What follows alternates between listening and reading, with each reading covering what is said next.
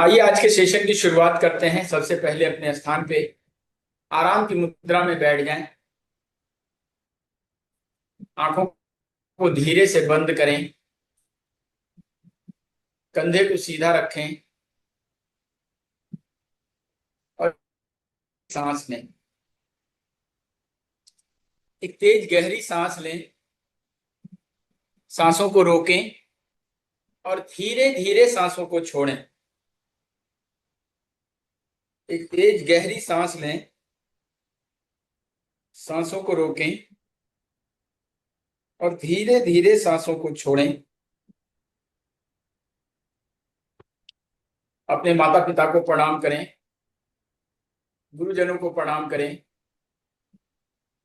सभी देवी देवताओं को प्रणाम करें। सभी दृश्य अदृश्य शक्तियों को प्रणाम करें। सभी वीर वीरांगनाओं को प्रणाम करें। भारत माता को प्रणाम करें और ईश्वर से प्रार्थना करें कि हे ईश्वर, आपने मुझे लोगों की सेवा का जरिया बनाया। हार्दिक आभार। धन्यवाद। धन्यवाद। धन्यवाद। मुझे इतनी शक्ति देना प्रभु कि मैं लोगों की सेवा कर सकूं, लोगों के जीवन से दुख दूर कर सकूं। आपने मुझे इस योग्य समझा, इस सनातन की विद्या के योग्य समझा, इस शाश्वत चिकित्सा के योग्य समझा। मेरे हाथों में इतनी शक्ति देना जिसे मैं छू दूं वो स्वस्थ हो जाए। मुझे लोगों की सेवा का जरिया बनाने के लिए धन्यवाद। धन्यवाद। धन्यवाद। एक तेज गहरी सांस लें। सांसों को रोकें और धीरे धीरे सांसों को छोड़ें। दोनों हाथों को रब करें। इसकी ऊर्जा को अपनी आंखों पे महसूस करें और धीरे धीरे आंखों को खोलें। श्री राम जय राम जय जय राम। श्री राम जय राम जय जय राम। श्री राम जय राम जय जय राम। तो आइए आज चौथे दिन के सेशन की शुरुआत करते हैं। कुछ वीडियोज मिले थे कल के, बहुत अच्छे वीडियो थे। अच्छा प्रयास था। शंकर घोष का भी वीडियो मिला, मीनल का वीडियो मिला। कुछ लोगों के वीडियो अभी भी बाकी रह रहे हैं और ये अच्छी बात नहीं है। वीडियो सबका मिलना चाहिए। कुछ प्रयोग करते हुए, कुछ प्रैक्टिस करते हुए, कुछ शाश्वत चिकित्सा के विषय में, इस विद्या के बारे में चार शब्द आपके मिलने चाहिए। तो नोट पैड तैयार रखें, कलम कॉपी तैयार रखें। आज बहुत ही जबरदस्त जानकारी मिलने वाली है कि आज हम शरीर के आगे का हिस्सा, यानी कि यहां से शुरू करेंगे, गले से। आज थायराइड की समस्या बहुत सारे लोगों को है। थायराइड से बहुत सारे लोग परेशान हैं। तो आज हम थायराइड से ही शुरू करेंगे। थायराइड, इसके अलावे पेन इन चेस्ट, लीवर की समस्याएं,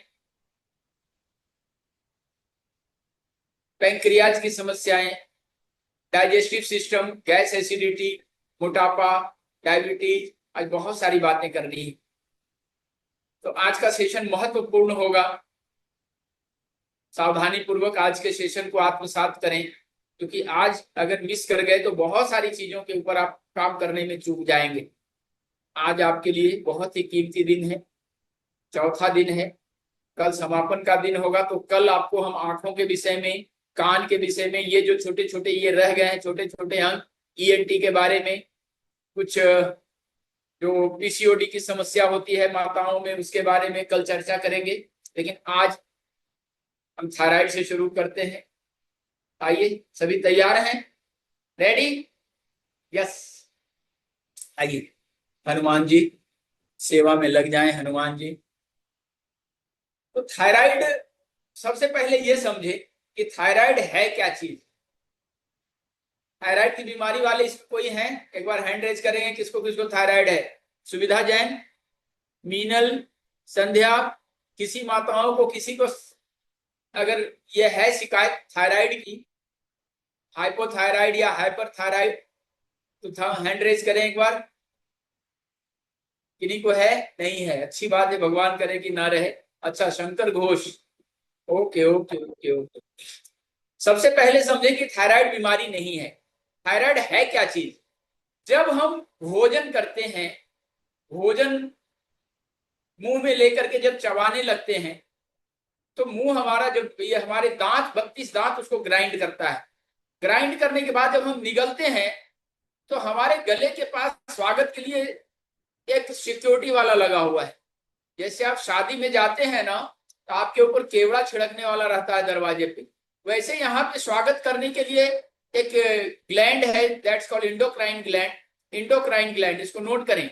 इंडोक्राइन, दो तरह के ग्लैंड हमारे शरीर में होता है, एक्सोक्राइन और इंडोक्राइन। ये इंडोक्राइन यानी अंतःस्रावी ग्रंथि है, अंतःस्रावी ग्रंथि। एक इंडोक्राइन ग्लैंड है जो 6 रस को जानता है, यानी 6 तरह के स्वाद के बारे में इसको पता है। हमारे वेदों में सटरस भोजन बोला गया है, यानी 6 तरह का स्वाद गिना गया है। जैसे हम गाने गाते हैं तो 7 सुर में होता है। इस दुनिया में अजूबों का नाम आता है तो कहते हैं 8 अजूबे इस दुनिया में। उसी तरह से भोजन का 6 स्वाद गिना गया है सनातन में। 7वां रस के बारे में हमारा शरीर नहीं जानता है। जब हम 7वां रस दे देते हैं,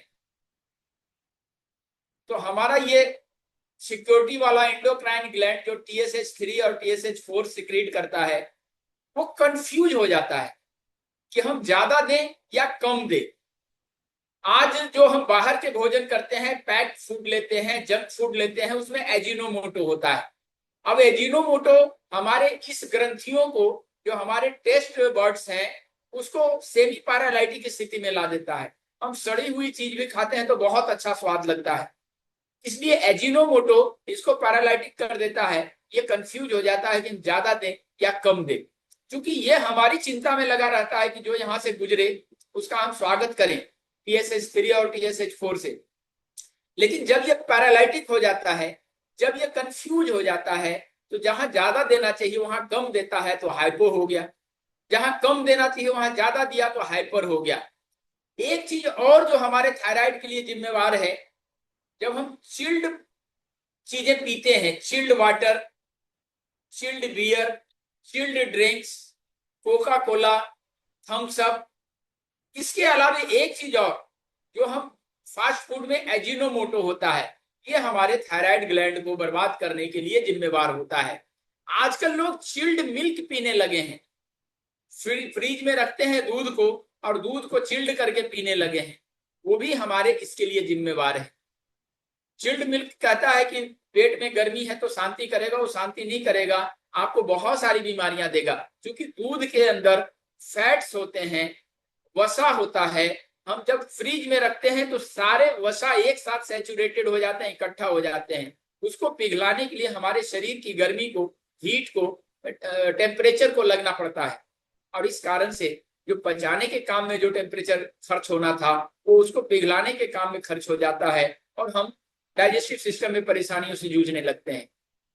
तो थायराइड को ठीक करने के लिए सबसे पहला काम हम करेंगे कि चिल्ड चीजों से उसे दूरी कर देंगे अपने पेशेंट को। या इसमें कोई पेशेंट है तो ठंडी चीजें, मतलब एक्स्ट्रा ठंडी जो होती है, जैसे जिसको चिल्ड बोला गया है, वो नहीं लेना है।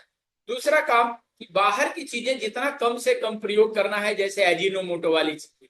आज तो एजिनोमोटो हमारे किचन तक आ गया है, कहने की क्या बात रह गई।